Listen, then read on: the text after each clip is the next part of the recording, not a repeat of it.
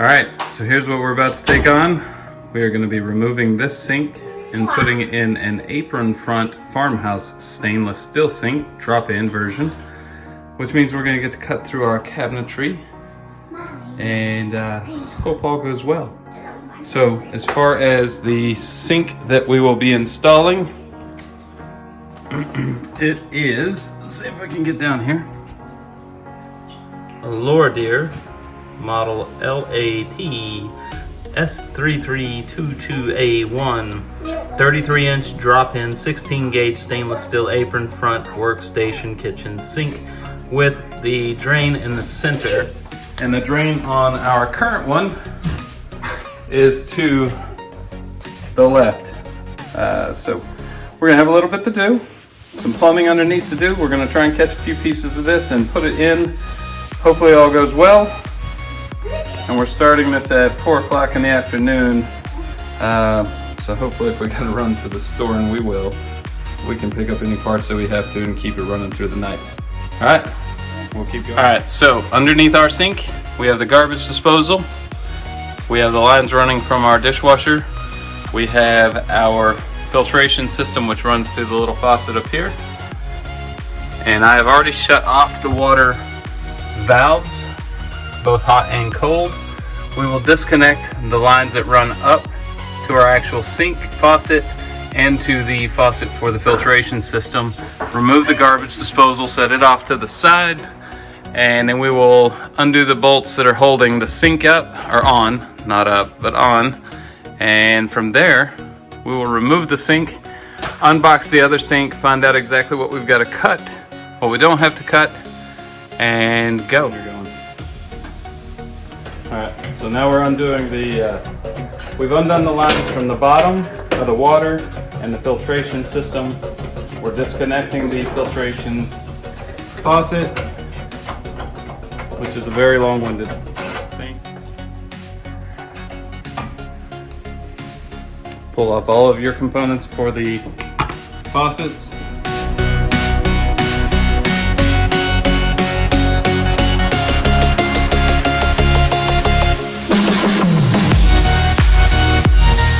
So the sink that I bought is the same size as the sink that is coming out, except for it has the apron front on it, so it'll come down. We've got to get rid of this section. I put blue tape on it to kind of eliminate any tear out, hopefully, as we cut through, to make a smooth cut. My thought, I set the sink in there. It's going to be pretty much the same. As my thought is I want to come square off the side here and just stay in line with everything else and cut it. I'm going to re-put the sink back next to it, kind of re-look at the front of it, how it's designed. It does have 2 drop-throughs that have to go in there.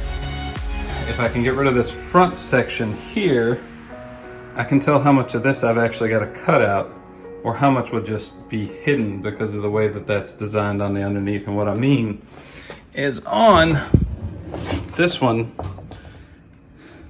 I don't know if this will sit far enough out in front.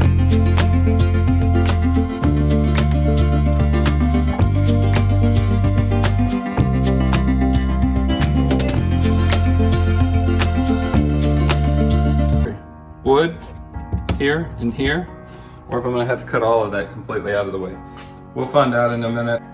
For now, I'm going to cut this section off, take it out of the way, so that I can see what I do or I don't have to do to the actual drawer facing, the faux drawer facing.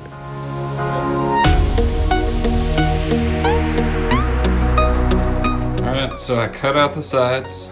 I actually had to remove completely these, but they were, mine were longer, so I went ahead and cut off where they needed to be, put them back on. I'm going to run a bead of silicone right here and right here, tighten it up. The way the sink was designed for me to bring it up flush with everything here and actually give it the apron look, I had to cut out an insert to put back here where my old sink was.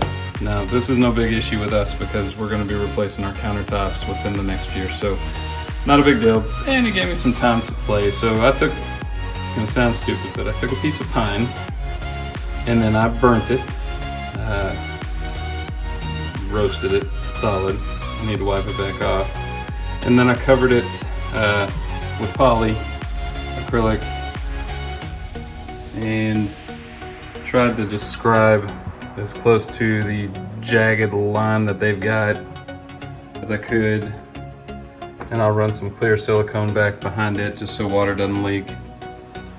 But for now, that'll hold it up without looking entirely too retarded, so it does look kind of weird. But from back here, I mean, come on, really, I don't know. But that's what I've got going on. Got everything reinstalled, and it happens that I didn't have to go get any new plumbing. Everything made it just right, so that was awesome. Everything fit, everything's together. Now I gotta run braces up this wall and up that wall to go underneath the sink because of the way that it is, so that it supports the bottom of the sink. And that's what I'm gonna do now, and then I'm done with the sink. Voila. It does get really messy, so make sure that you got a vacuum cleaner in here around you to keep everything going. So this is how I determined to brace the underneath of mine. And now everything is all set and done. Get my finger out of the way. Pretty. And good to go.